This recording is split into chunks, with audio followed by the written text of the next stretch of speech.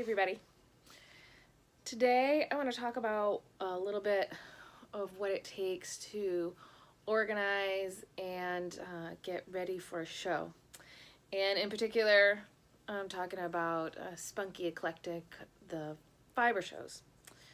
This was a requested video from way back in the beginning of the year. I did a planning thing where I talked about what it takes to get ready for a show and how I plan in my planner so that 6 weeks out I'm really like on it and getting ready to really get ready for a show.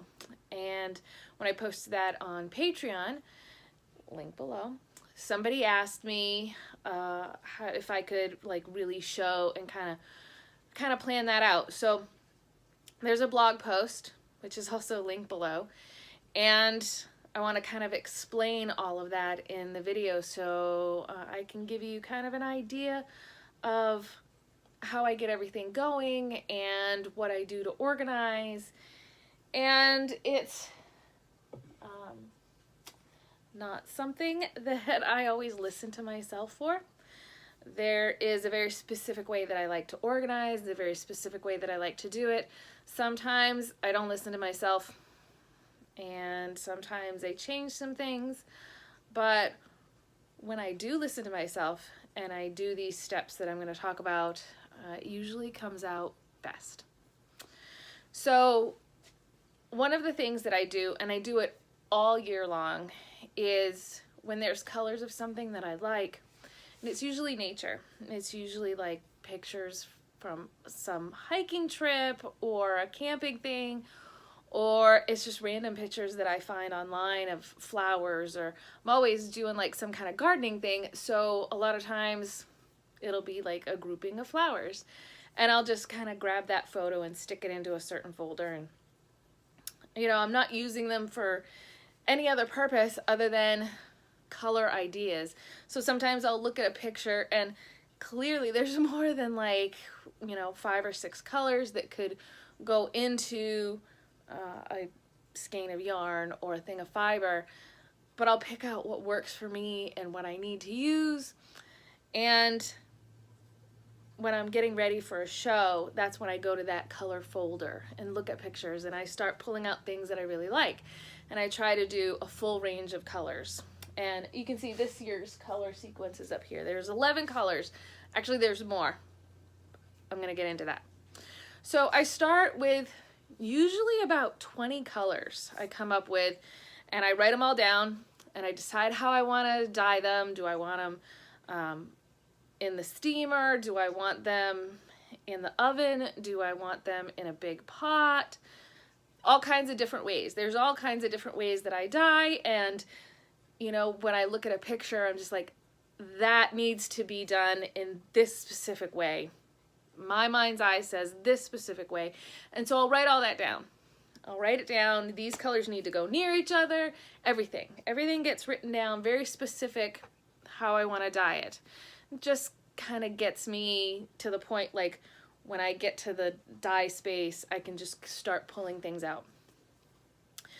So what I'll do is I'll take those 20 colors, I will dye them all up on my samples, and I usually do full samples, and then I will pick and choose. So there's 11 colors back here, and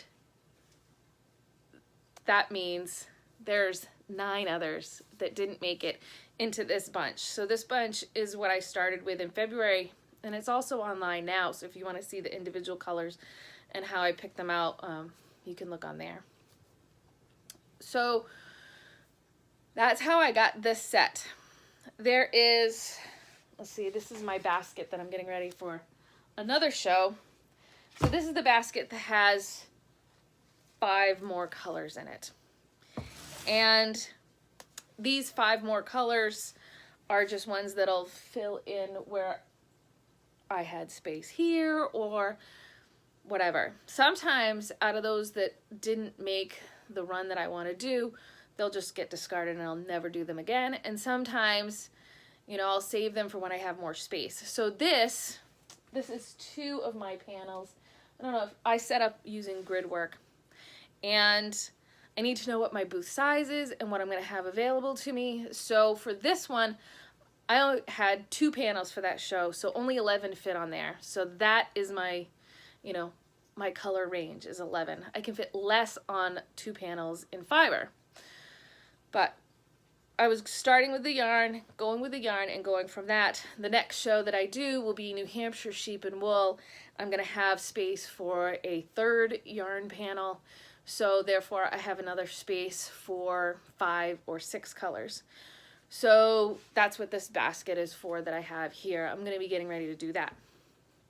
So sometimes when I'm picking out the dye colors, I will pick it out on fiber, and sometimes it'll be on yarn.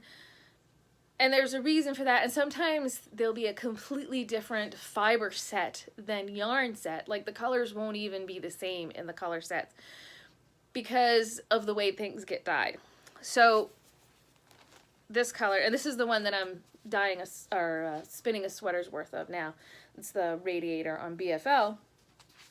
Looks great in the yarn too. That totally works. Yarn and fiber match in that one. As you get splotchier or spottier in your yarn, it doesn't always show up as well in the fiber because as you're drafting it out, it goes away. Like this one, let's see what this one is, Ocean Spray, and you can see the colors, and it's kind of splotchy, and it's like bigger spots. So I could do that on the fiber. You can see that there's bigger spots of these colors, and they'll come out different. So they won't be like little specks, but they'll come out different. Let's see, these yarns, these are pretty speckledy, tinier spots. I don't really do speckles so much as little splotches. So these are smaller splotches. This has smaller splotches in it. So, you know, with the smaller splotches, there's small splotches there too, it just doesn't come out looking right in the fiber. Well, it looks right on the fiber, but if you were to take it home, it's not going to come out speckled or splotchy. It's going to be different. So it's just one of those things that where it might look right on the fiber, I'm not going to do it because it's not going to spin out as speckles. So it'll get blended out too much and it just won't look right. So while it's something that I'll put on the hand-painted yarn I do, it's not something that I do on the hand-painted fiber because I want you to be happy with your fiber. So it's those things. So when I have my set of colors, I will sit down. So I've got my set of colors. So this is pretty close to 6 weeks out before I do a show. You know, I'll have my whole run and figure out and start picking and choosing. Okay, this is how I want it to look on the shelf. This is the yarns that I want to do. And then I'll go, okay, this one will work on fiber. This one won't work on fiber. And then pick out which ones I'm going to do on fiber. So I'll have my set for yarn, I'll have my set for fiber. Sometimes they're the same, sometimes they're almost entirely different. So I will have those sets, I will figure them out, and then I'll make my notes. And when I make my notes, it's just a note of, you know, here's the colors that I'm doing, and these are the yarns I'm going to do them in. And then I do, here are the colors that I want to do for fiber, and these are the fibers I'm going to do them in. Because just like this, when I know that I only have 2 panels for yarn, or like the next show I'll have 3, I need to figure out what I'm going to be able to have for fiber. So the same show as this, I was only able to have 2 for my main fiber, and then another 1.5 for luxury fibers. So you can pack way more yarn into these than you can for fiber. So I was able to figure out, okay, so I have 1.5 for luxury, 2 for regular fibers, and then figure out which fibers I wanted to put in there, which luxuries I wanted to put in there, which one's going to work best on what, and then get that all set. So once I have that list, I can really, really start to kind of figure out and just get dyeing, get working on it. And, you know, when you have that list, it makes it pretty easy to, you know, kind of, all right, what am I doing today? Go through the list, go, I need this color, this color, this color, this color on these fibers or these yarns, and just pull them up and start doing them. So I'll also even just kind of pull out all the fiber that I need and all the yarn that I need and have it ready in my preps area so that, you know, when I go in, I can see what I need, look down, get it prepped, get it ready, and then start dyeing. And I just check off my list. That color's done, that fiber's done, that yarn's done. Just boop, boop, boop. And once I have that all marked off with what I want to do, then I know it's done. And normally, so I start all of that about 6 weeks out. So somewhere between, you know, 3 and 2 weeks before a show. So most of the fibers and yarns that I need for New Hampshire were done last week. So those were all done. Some of them are still hanging up. A lot of them have been braided or hanged up. The yarns you can see here, I got those labeled. Those were done first. Those were all labeled. I still have a few of the fibers that are hanging up drying, and those will get braided and labeled. So that's what 2 to 3 weeks out, I'll just start going through, making sure everything's done, and start braiding and labeling. And at the same time, I'm making that list for kits that need to be done. So, you know, it's kind of weird, but kits is the last thing that I'm putting together because they're a little bit easier in a way. Because if it's a kit that I've already been doing before, or it's already planned, because no, I don't usually put out a kit that is just like, I'm not going to put out a kit that starts 2 weeks before a show. All of these things are things that have been planned and ready. So either I've been doing them for a year or so, or I've, you know, released the pattern a month or two ago and I already have all the planned stuff ready, or everything is set. I don't usually just release something and immediately it's ready. So 2 weeks, 2-3 weeks before a show is, you know, I start pulling out the kits and making sure I've got what I need and filling in any extras. Kits are a little bit, at least the kits that I do, are a little bit easier to put together for me. So that's the 2 to 3 week mark is when I do that. Now the fiber shows, I also bring the pottery that I make, and those, it's really hard to get ready for a pottery show with just 6 weeks in advance. I'm working on pottery all the time. There is 1, sometimes 2 days a week, depending on what's going on, that my whole day is just pottery. So whether I'm throwing or prepping or, you know, reclaiming, doing the glazing, all of that stuff. So there's usually, you know, 1 or 2 days a week that I spend just on that. And I usually work 6 to 7 days a week. So, you know, fiber's still getting 5 to 6 days a week out of my time. And the pottery is getting 1 or 2. But what that does is it gives me time to kind of have stock, because pottery takes a long time to do. You know, you've got to make it, you know, I throw it on the wheel, then I've got to, if it's a mug, say I got to trim the bottom, put handles on it, and it's got to be a little bit drier. That I can't just pop it right off after I've thrown it and get that on. It's got to usually dry depending on the season. You know, sometimes it's a full day's, you know, just getting it ready. And then I got to do that, and then it's got to dry, but you don't want it to dry too fast because it may crack, so it's got to dry slowly. And then you've got to get it into the kiln, and the kiln takes a day to heat up and a day to cool down. And then you got to glaze it, and I got to glaze a day ahead of time because the way the glaze works, I need it to be really, really dry in order to paint on top. And then it takes time to paint on top. Everything's got to be prepped and ready, and then we got to do the kiln again, and they got to make sure everything's fine. And it almost sounds like everything can be done in 1 week or 2 weeks, but it kind of can't. It just takes a while. So that kind of stuff, that's a separate one. And I'll may do another one of these. Actually, I'm kind of planning on doing a couple of other things to kind of show you how I prep for different things. So eventually I may do one about the pottery, kind of give you an idea of all the steps I take to prep and get ready for one of those shows where it's just a pottery show. I have a couple of those coming up. The next one is the end of May in Kennebunkport at the library, I think. I'll have to double check. It's Southern Maine for sure. And so that's it. For shows like this coming up, New Hampshire, I have Maine is not too far from that. So, but if I had a show that was even closer, I'd be doing a lot of extras to have sitting on hand. So if I had shows that were just a weekend apart, it's not a whole lot of time to get a whole another bunch of stock done up, because this isn't how my wall looked when I came back from spa in February. There were blank spots and there were things that were bare. So I set it up so that I could really easily see the colors and go through and just pick out what needs to be done, restock it, get it set up, and then I can take it all down and head off to the show.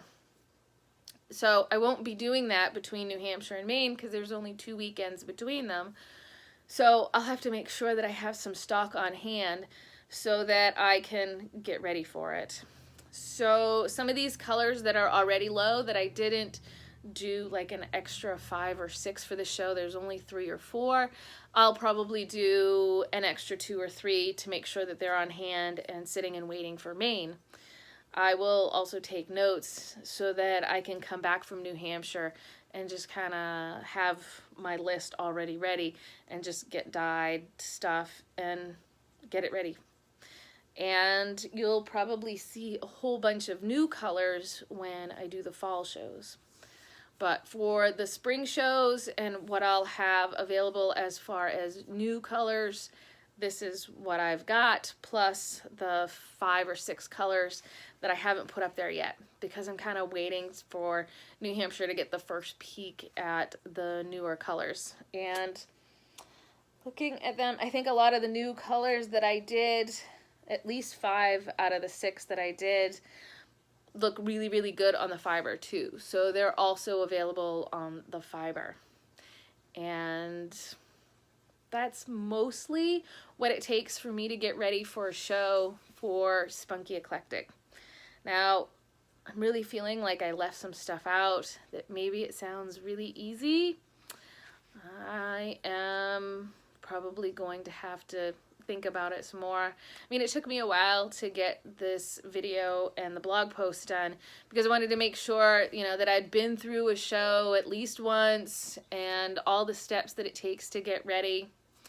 I do have to order some stuff that's for resale, like getting in a couple of looms from Ashford or some Valkyrie combs. That's usually, you know, depending on the company that it is, I try to get things in. Some of them are unpredictable. The ones that are predictable, I make a note in my planner and note this is the day you have to order from Ashford so they get here in time. This is the day you have to do this so it gets here in time. So it's just those things of getting ready for a show and getting everything all set so that, you know, I have everything. And I can tell you, there are times that I didn't follow it. There are times that I can think of one particular show because I will probably always remember it.